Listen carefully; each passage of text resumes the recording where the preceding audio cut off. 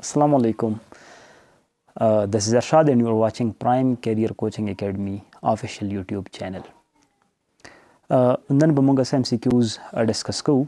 نن چې زموږ سره کوم MCQs دی هغه دی a particle performs simple harmonic motion of amplitude. Amplitude تاسو له درکړی دی نو زه به دلته ولیکم چې given data.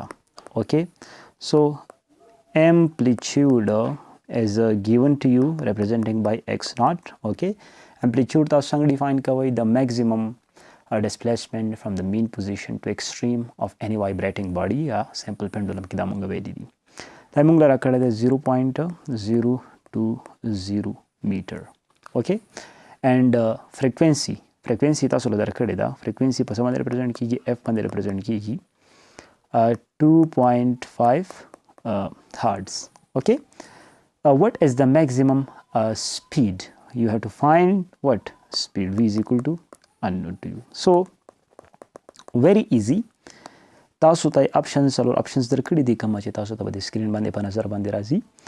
نو موږ نه چونکې frequency غواړي نو موږ سره یو ریلیشن چې کوم موږ پروف کړی دی په circular motions کې یا rotational چې کوم motions دي په هغه کې v is equal to r omega. Okay, او omega تاسو سره بیا د څه برابر دی 2 pi f برابر دی همداسې وکړئ چې v په خپل ځای باندې پوټ کړئ r په خپل ځای باندې omega په ځای پوټ کړه 2 pi f. Okay, اوس داسې وکړه چې چونکې r تاسو سره distance دی که نه.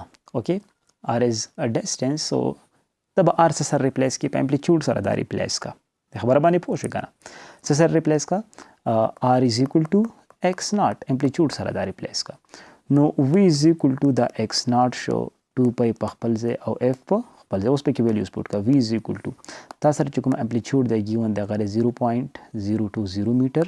اوکې 0.020 میټر 2 چې کومه دی دا کانسټنټ دی پی ویلیوم کانسټنټ دی 3.14 او فریکوینسي تاله درکړې ده فریکوینسي څومره ده 2.5 هرټز ده څومره 2.5 هرټز.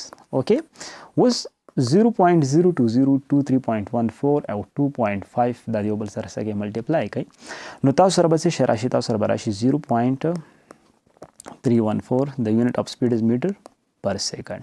Okay, meter second inverse.